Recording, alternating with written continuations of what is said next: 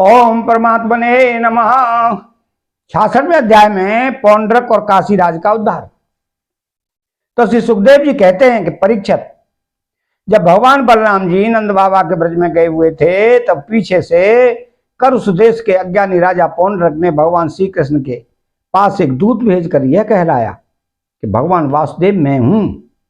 मूर्ख लोग उसे बहकाया करते थे कि आप ही भगवान वासुदेव हैं, जगत की रक्षा के लिए पृथ्वी पर अवतीर्ण हुए हैं।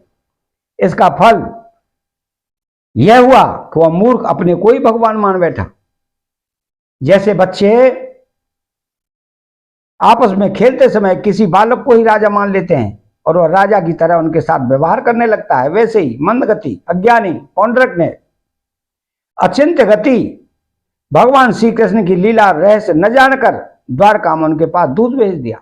पौंड्रक का दूत द्वारका आया और राजसभा में बैठे हुए कमल नयन भगवान श्री कृष्ण को उसने अपने राजा का यह संदेश कह सुनाया। एकमात्र मैं ही वासुदेव हूं, दूसरा कोई नहीं है। प्राणियों पर कृपा करने के लिए मैंने ही अवतार ग्रहण किया है। तुमने झूठ मूठ अपना नाम वासुदेव रख लिया है, अब उसे छोड़ दो। यदुवंशी, तुमने मूर्खतावश मेरे चिन्ह धारण कर रखे हैं, उन्हें छोड़कर मेरी शरण में आओ, और यदि मेरी बात तुम्हें स्वीकार न हो तो मुझसे युद्ध करो। श्री सुखदेव जी कहते हैं कि परीक्षित, मंदगति पौंड्रक की यह बहक सुनकर उग्रसेन आदि सभासद जोर जोर से हंसने लगे। उन लोगों की हंसी समाप्त होने के बाद भगवान श्री कृष्ण ने दूत से कहा कि तुम जाकर अपने राजा से कह देना कि रे मूढ़, मैं अपने चक्र आदि चिन्ह यूं नहीं छोड़ूंगा। इन्हें मैं तुझ पर छोड़ूंगा, और केवल तुझ पर ही नहीं, तेरे उन सब साथियों पर भी जिनके बहकाने से तू इस प्रकार बहक रहा है। उस समय मूर्ख, तू अपना मुंह छिपाकर औंधे मुंह गिरकर चील, गीद, बटेर आदि मांस भोजी पक्षियों से घिरकर सो जाएगा, और तू मेरा शरणदाता नहीं उन कुत्तों की शरण लेगा जो तेरा मांस चीत चीत कर खा जाएंगे। परीक्षित, भगवान का यह तिरस्कारपूर्ण संवाद लेकर पौंड्रक का दूत अपने स्वामी के पास गया और उसे कह सुनाया। इस प्रकार श्री कृष्ण ने भी रथ पर सवार होकर काशी पर चढ़ाई कर दी। क्यों? वह करुष का राजा उन दिनों वही अपने मित्र काशीराज के पास रहता था। भगवान श्री कृष्ण के आक्रमण का समाचार पाकर महारथी पौंड्रक भी 2 अक्षौणी सेना के साथ शीघ्र ही नगर से बाहर निकल आया। काशी का राजा पौंड्रक का मित्र था, अतः वह भी उसको सहायता करने के लिए 3 अक्षौणी सेना के साथ उसके पीछे पीछे आया। परीक्षित, अब भगवान श्री कृष्ण ने पौंड्रक को देखा। पौंड्रक ने भी शंख, चक्र, तलवार, गदा, सारंग, धनुष और श्रीवत्स आदि धारण कर रखे थे। उसके वक्षस्थल पर बनावटी कौस्तुभ मणि और बनमाला भी लटक रही थी। उसने रेशमी पीले वस्त्र पहन रखे थे और रथ की ध्वजा पर गरुड़ का चिन्ह भी लगा रखा था। उसके सिर पर अमूल्य मुकुट था और कानों में मकराकृत कुंडल जगमगा रहे थे। उसका यह सारा का सारा वेश बनावटी था, मानो कोई अभिनेता रंगमंच पर अभिनय करने के लिए आया हो। उसकी वेशभूषा अपने समान देखकर भगवान श्री कृष्ण खिलखिलाकर हंसने लगे। अब शत्रुओं ने भगवान श्री कृष्ण पर त्रिशूल, गदा, मुदगर, शक्ति, रिष्टि, परास, तोमर, तलवार, पट्टिस और बाण आदि अस्त्रों से प्रहार किया। प्रलय के समय जिस प्रकार आग सभी प्रकार के प्राणियों को जला देती है, वैसे ही भगवान श्री कृष्ण ने भी गदा, तलवार, चक्र और बाण आदि शस्त्रास्त्रों से पौंड्रक तथा काशीराज के हाथी, रथ, घोड़े और पैदल की चतुरंगिनी सेना को तहस नहस कर दिया। और रंगभूमि भगवान के चक्र से खंड खंड हुए। रथ, घोड़े, हाथी, मनुष्य, गधे और ऊंटों से पट गई। उस समय ऐसा मालूम हो रहा था मानो भूतनाथ शंकर की भयंकर क्रीड़ा स्थली हो। उसे देख देख कर सूरवीरों का उत्साह और भी बढ़ रहा था। अब भगवान श्री कृष्ण ने पौंड्रक से कहा, रे पौंड्रक, तूने दूत के द्वारा कहलवाया था कि मेरे चिन्ह, अस्त्र, शस्त्रादि छोड़ दो, सो अब मैं उन्हें तुझ पर छोड़ रहा हूं। तूने झूठ मूठ मेरा नाम रख लिया है, अतः मूर्ख, अब मैं तुझसे उन नामों को भी छुड़ा कर रहूंगा। रही तेरे शरण में आने की बात, तो यदि मैं तुझसे युद्ध न कर सकूंगा तो तेरी शरण ग्रहण करूंगा। भगवान श्री कृष्ण ने इस प्रकार पौंड्रक का तिरस्कार करके अपने तीखे बाणों से उसके रथ को तोड़ फोड़ डाला और चक्र से उसका सिर वैसे ही उतार लिया जैसे इंद्र ने अपने वज्र से पहाड़ की चोटियों को उड़ा दिया था।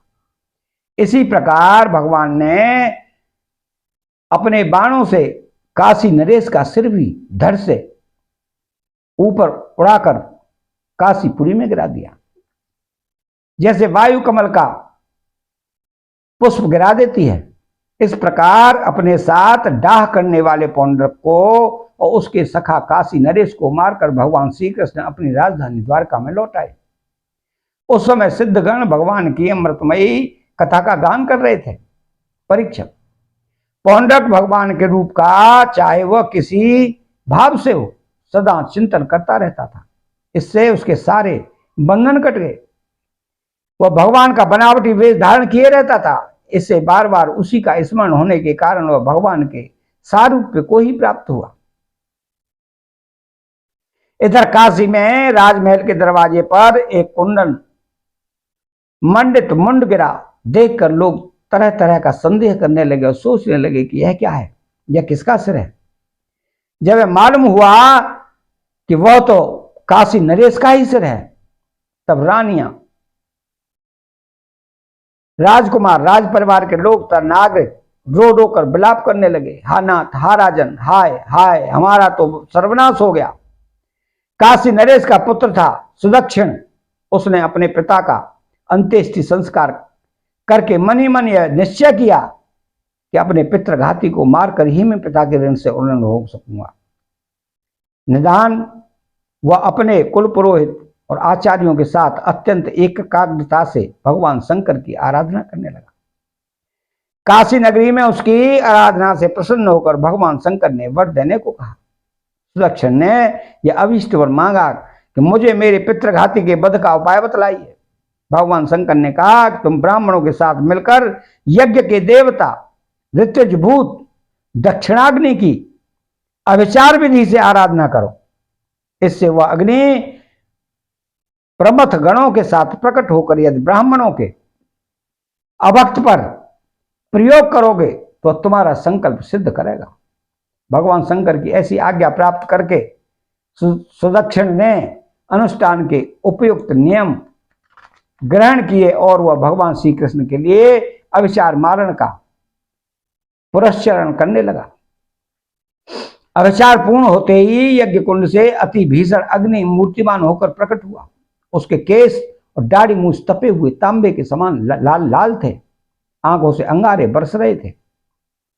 उग्र दाढ़ों टेढ़ी भ्रकुटियों के कारण उसके मुख से क्रूरता टपक रही थी। वह अपनी जीभ से मुंह के दोनों कोने चाट रहा था। शरीर नंग धड़ंग था। हाथ में त्रिशूल लिए हुए था जिसे वह बार बार घुमाता जाता था और उसमें से अग्नि की लपटें निकल रही थी। ताड़ के पेड़ के समान बड़ी बड़ी टांगे थी। वह अपने बेग से धरती को कपाता हुआ और ज्वालाओं से दसों दिशाओं को दग्ध करता हुआ द्वारका की ओर दौड़ा और बात ही बात में द्वारका के पास जा पहुंचा। उसके साथ बहुत से भूत भी थे। उस अभिचार की आग को बिल्कुल पास आई हुई देख द्वारकावासी वैसे ही डर गए जैसे जंगल में आग लगने पर हरिण डर जाते हैं। वे लोग भयभीत होकर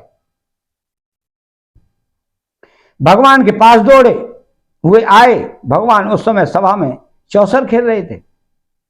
उन लोगों ने भगवान से प्रार्थना की कि तीनों लोगों के एकमात्र स्वामी द्वारका नगरी इस आग से भस्म होना चाहती है। आप हमारी रक्षा कीजिए। आपके सिवा इसकी रक्षा और कोई नहीं कर सकता। शरणागत वत्सल, भगवान ने देखा कि हमारे स्वजन भयभीत हो गए हैं और पुकार कर विकलता से स्वर से हमारी प्रार्थना कर रहे हैं। तब उन्होंने हंसकर कहा, डरो मत, मैं तुम लोगों की रक्षा करूंगा। परीक्षक,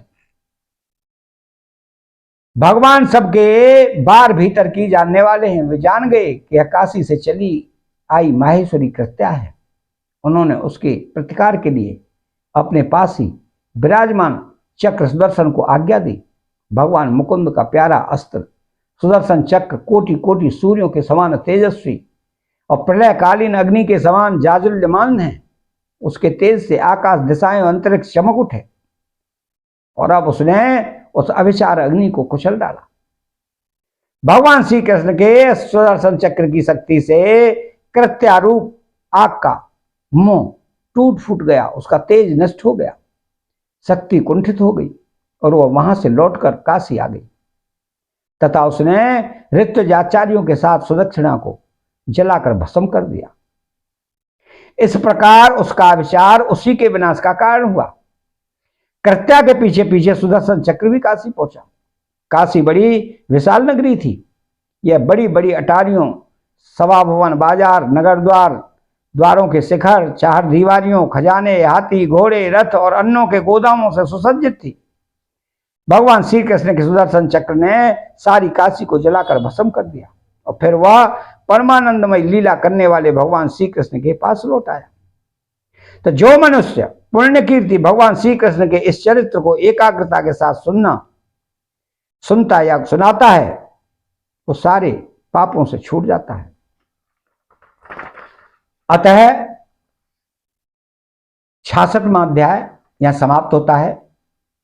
चैनल को सब्सक्राइब करें, बेल आइकन घंटी को दबाएं और कमेंट बॉक्स में श्री राधे कृष्ण लिखें। जय श्री कृष्ण।